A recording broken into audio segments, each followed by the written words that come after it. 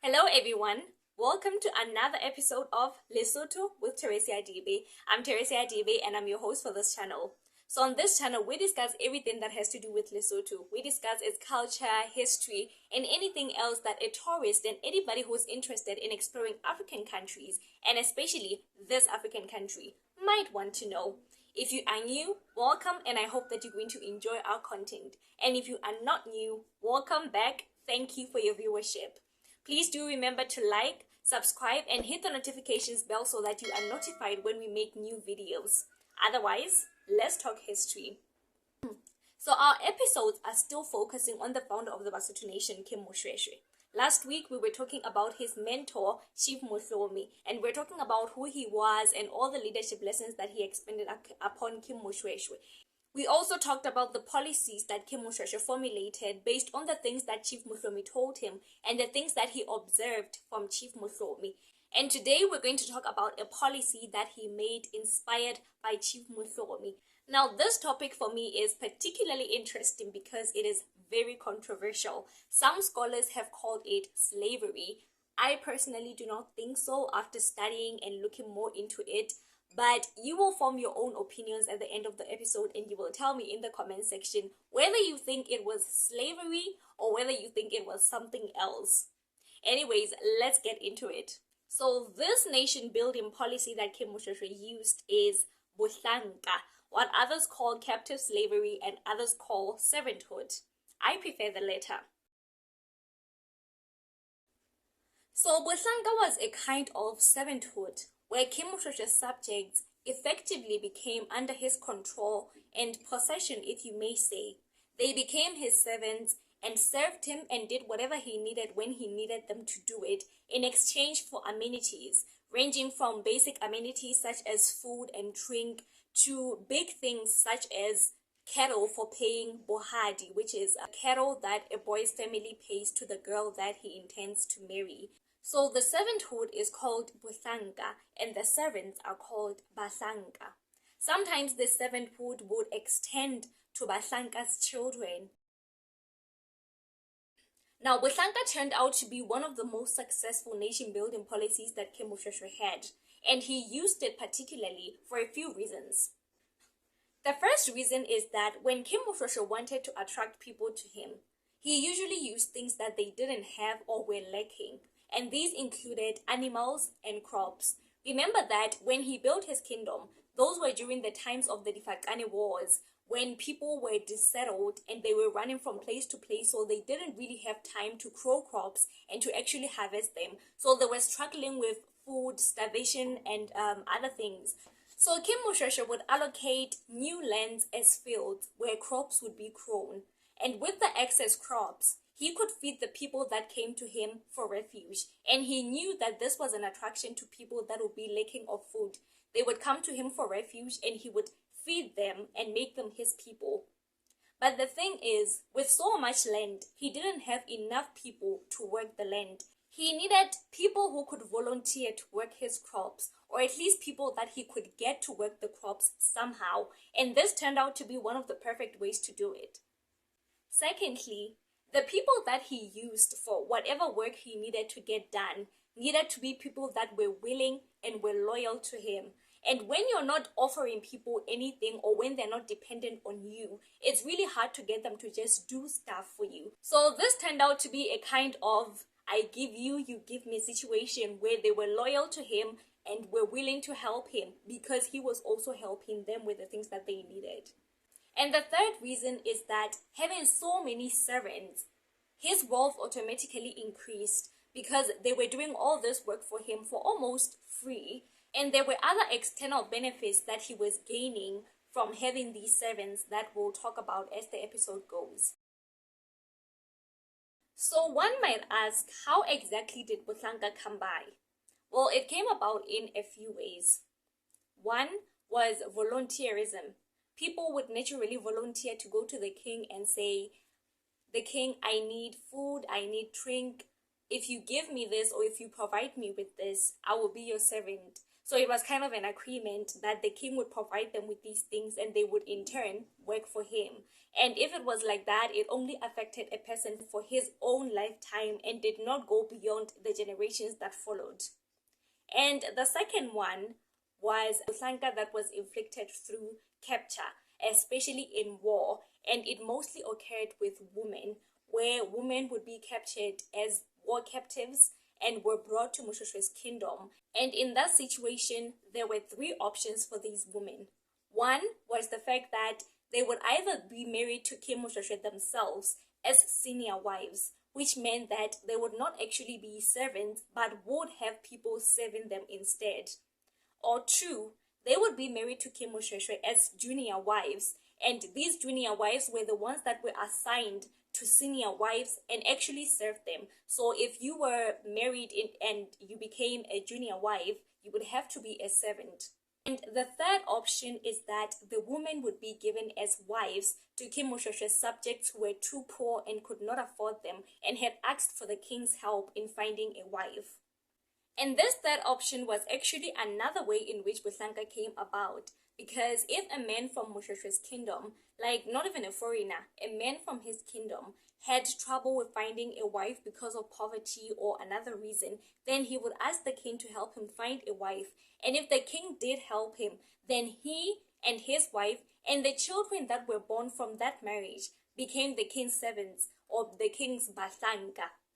But the children were not actually called bohlanka. They were called the king's children. And I think this has to do with the idiom that ngwana ke wa kgomo, or rather, the cow begets the child. This is to say that the person that paid mahadi for the woman that bore the child is the one that is responsible for the child, is the one that the child belongs to. So basically, because the king would have got his servant a wife and would have paid bride price for that wife, then it was kind of like the children belonged to him. But in actuality, they were servants because they served the king and did whatever it is that he needed them to do. If they were boys, they would go on to become warriors. They would herd his cows. If there was ever any work that needed to be done in the fields, then they would join the work parties and get the work done. And if they were girls, then they would still be serving the king because the bride price that would be paid for the girls when they got married, the one that was originally supposed to go to their parents, would actually go to the king instead. So that way, he enriched himself. It was kind of like the children were the gift that kept on giving.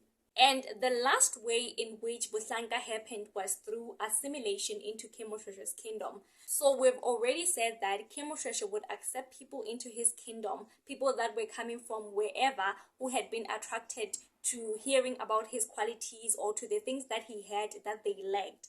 But this is the thing, if they had cattle, then he would take those cattle upon himself as a condition for him accepting them into his kingdom.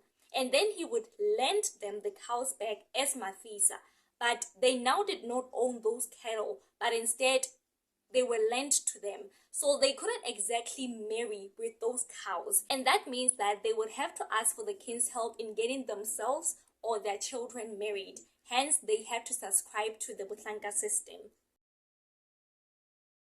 Now, one might ask, why then do scholars say that this was actually a form of captive slavery? Well, for a few reasons, some more obvious than others.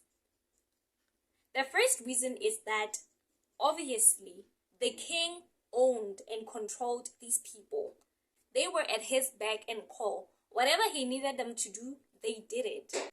In fact, King Moshoeshoe himself confessed to using this method to control his subjects and to put them basically under his possession or something. They didn't really have a choice of saying no, otherwise they would face some form of punishment. And some argue that they were overworked because sometimes when they had to work the king's fields or tend to his own project, they abandoned theirs, which meant that the king had plenty, but they were lacking in some aspects. For example, if it was time to harvest, then they would be busy harvesting the king's fields, abandoning their own, which meant that at the end of the day, they might not even have enough food of their own or might not harvest in time. So it was kind of like they were being overworked. But perhaps the most impactful of these reasons is that now it involved the children. You know, when somebody subscribes to slavery with their own agreement and it only affects them, for example, the people that volunteered to be the king's servants because they needed food and drinks and some other amenities that he could give them, and they were the only ones involved, so it made it okay because it was by agreement. But when it now involved the children, it became something else because these children were being born and forced into servanthood that they never agreed to. Furthermore, it seems that for some scholars, King Moshoeshoe saw these people as his own people, his own possessions, and he never allowed them to be their own self and to work and be independent outside of him.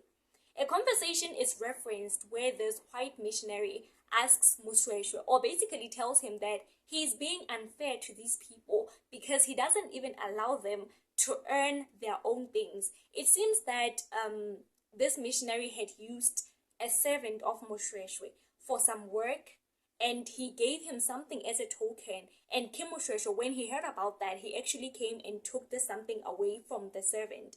So he was kind of saying, like, you don't allow them to have their own things. It's like he wanted them to be completely dependent on him. And that is kind of like owning a person. So some of these things actually resemble the things that were happening during the slave trade in Europe, in America. I guess that's how you could see this as some form of slavery. But even if this is so, I think that there are some differences in this kind of slavery and the slave trade as we know it that make all the difference. I think the first and one of the biggest differences for me is that these people got into this eyes wide open voluntarily, knowing what they were getting into.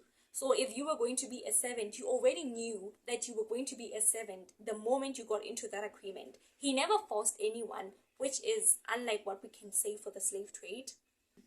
And for the people that did not voluntarily agree to the whole servanthood thing, which would be the women that were captured from war, they also had the choice to divorce. And in fact, some of them did. Some of them, when the missionaries came, they went away from Moshoeshoe and went to live with the missionaries and left him.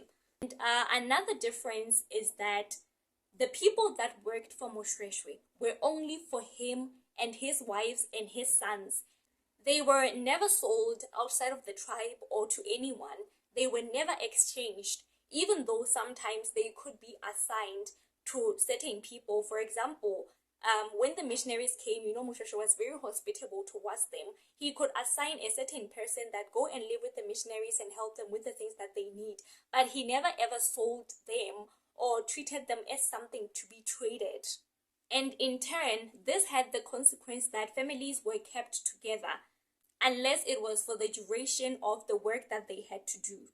No child was ever separated from their parents, and no wife or husband was ever separated from their spouse. Like, families were kept together, which also meant that they maintained their traditions, their clan names, their praises, so they still have all their history intact. And this is another thing that we can say is different from the slave trade as we know it. And even the women that got married to other men retained their own traditions. I mean, it's true that at the end of the day, in Sesotho culture, when you are now a wife, even your children have to do things by the ways of the husband and not of yours, but they could never claim that they had suddenly been forced to forget or not use their own traditions. If they were taken from, let's say, a Xhosa tribe, they remained Xhosa. They knew their language, they knew their ancestors. If anybody asked them, where are you from, they'll be able to point that out, which is something that we cannot really say for the people today that are living in the countries that were participating in the slave trade. Most of these people have had to use ancestry tests to determine who they are, where they are from, and even those are not accurate enough to let them know who they are. So this was how we did things different. And there are some people who might argue that because when these children got married, King Moshoeshoe received their bride price, he was basically selling them, because I saw an article where a white traveler had actually observed that, and that is what he said. He said he was selling them for like 30 cows. But my opinion is that it's how our culture works. Bride price is in every family and is still something that we do even today. This would have still happened whether or not these children came from parents that were indebted to King Moshoeshoe in some way. This would have still happened. They would have still been married, and the man's family would have had to pay bride price. So that's not really a valid argument for me. And another difference, which I think is actually a misconception, is that these people were overworked and used to work all the time. I agree that because they were now indebted to the king, they kind of had to make him a priority. So sometimes you would find that while they're doing other chores, maybe working in his field, they don't have time to work in their own. That kind of makes sense. But it wasn't something that they were overworked all the time, that they would be punished if they weren't found working. No. They were at the king's beck on call, yes, but it wasn't like they were there all the time. They only ever came when he needed them. Furthermore, when they did work, they were actually provided with basic amenities like workers today. The king would get women to cater for them, and they would actually be given fresh food and fresh drinks. And they never worked alone. They worked as work parties, and in these work parties you might find that there's a servant or there's another normal village person. So it was never like they were segregated and treated horribly at work. No, they were actually, I think they were working pretty humanly. Again, another major difference is the amount of cruelty involved in the slave trade as we know it compared to this one. For people who have studied slavery literature, we know that some of these plantation owners actually bragged about torturing and killing Negroes. Like for them, it was a sport. But with our kind of servanthood, it was never that way. So for people who always say, when you speak about this cruelty and they say, well, Africa had slaves too, I don't think it's the same thing. I do not think it is the same thing. And the evidence is in the sheer amount of cruelty that was involved in the slave trade that simply was not involved in African cases, or at least in this case, because I'm speaking for my own country and my own history. And lastly, one of the biggest differences for me is that these people were treated with as much normalcy as possible. The only thing that was not normal with them was that they worked for the king and were basically the king's servant when he needed them, unlike other villagers who perhaps had not gotten into such agreements with the king. But there was nothing that segregated them. There was no bias against them. They were not seen as inferior. There was no law against intermarrying or associating with these people. Like, they were treated as normal people. In fact, they had all the rights that everybody else had, except pertaining to the work that they had to do for the king, because there they couldn't say no. But everything else they had the right of. They could sue anyone, maybe even including the king and his sons. They could voice out their opinions at public gatherings and at the men's court, even against the king's own decisions, because that's what happened usually when there were public gatherings. The king's decisions or his thoughts would be debated and he would come to a decision at the end of the day. But these people had the freedom to participate in that. It wasn't like just because they were the king's bohlanka, they were less than. They were not treated as less than. They were as normal as possible. And even today, if you do not know the history of a family or ancestry, you cannot tell that they were once servants. There is no strife or difference between them and other people that tell of the history of their servanthood, which is something that countries that had slaves are struggling with today. We know that in some countries, Black people are still treated as very bad. It's like there are still some people that see them as inferior based on their history of slavery, because when they were slaves, they were treated as inferior. So I think all these differences for me make an impact, and they make me decide that what was really happening here was not slavery. It was something else. The way I see it, this wasn't really slavery, but was rather an exploitation of bad circumstances to suit the king and to benefit the people that were in those circumstances, so that both sides could win. even though some really didn't win. But you can let me know in the comment section what you think about this, because I know that some people will be like, that was so cruel, it equates to slavery. Well, some may say that it really didn't, and it was probably a necessary move for King Moshoeshoe to be where he was today, because if he hadn't done it, we don't know if he would have attracted and retained as many followers as he did when he did. And I actually like to call this calculative kindness. When I was in high school, when we were taught history, we were taught that the king used to look after his people. He used to give them food and drinks, and used to look after all these children. But we were never really told the history behind it. We just saw it as being kind. But for me, I think it's something that is like calculative kindness. It's like you're being kind, but at the end of the day, you're hoping to get something out of that kindness that might not even benefit the person that you're being kind to that much, but will definitely benefit you. And I would like to say, I think he used it very well, and I do think that it was a necessary policy for him to get to where he is, regardless of how immoral it may have been. Basotho sometimes say, how hapjadi home, how me, and I think that is an idiom that perfectly applies here. Anyways, you will let me know in the comment section what you think about this whole thing, what your opinions are. Before we conclude, I would like us to get into a did you know section, because for every video that we have a did you know section, and I was hoping that while I was relaying all these policies, I would not have to make a did you know section until the very end of all these episodes, where I would be replaying all these policies. But this particular story caught my eye, and I thought it deserved a did you know, because it has to do with this particular policy. So, did you know that there was a woman? Her name was actually Mahlobo, and she had a son, and it seems that her husband had married her using the bohlanka system. Her bride price had been paid by King Moshoeshoe. So basically their child belonged to King Moshoeshoe.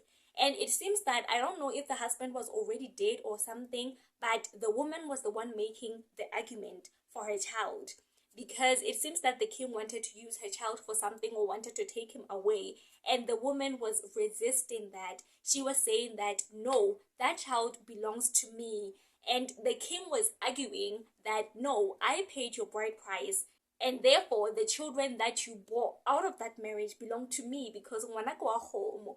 And they had such a big argument, and the king actually assaulted her.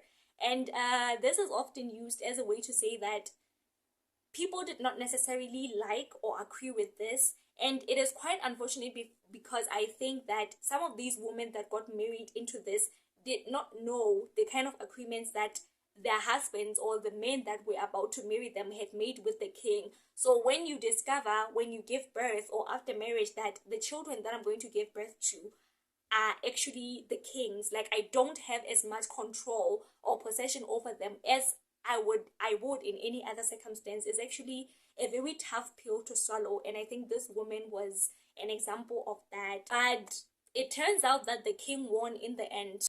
Not that she could have won anyways, because at the end of the day, I think she was just one woman against a whole system that had been built and was benefiting the king. So there was not really much that could be done, and nothing was ever done about her assault as far as I know.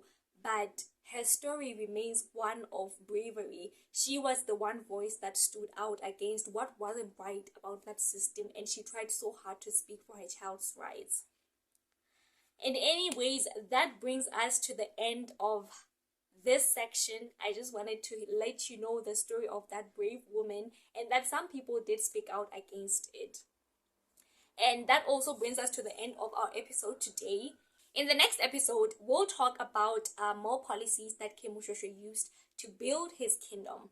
So if you like today's episode and would like to see more like them, then you can always like, subscribe, and hit the notifications button so that you know when I make my next videos.